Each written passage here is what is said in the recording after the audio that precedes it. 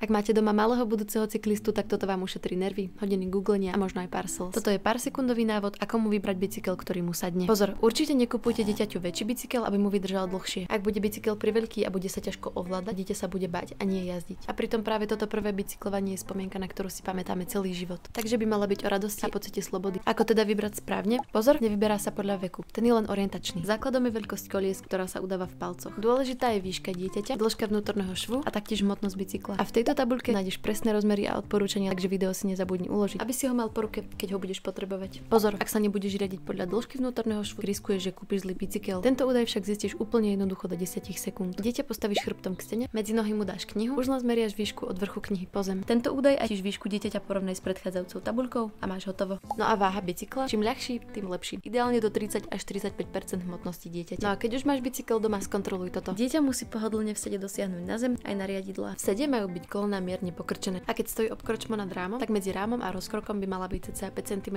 rezerva. Dôležité je, aby sa bicykel dieťaťu páčil, len vtedy na ňom bude jazdiť s radosťou. Takže ho určite zapojte do výberu. Všetko nájdeš na tufi.sk a potom už len sleduj, ako s každým šliapnutím do pedálov rastie ho odvaha a úsmev.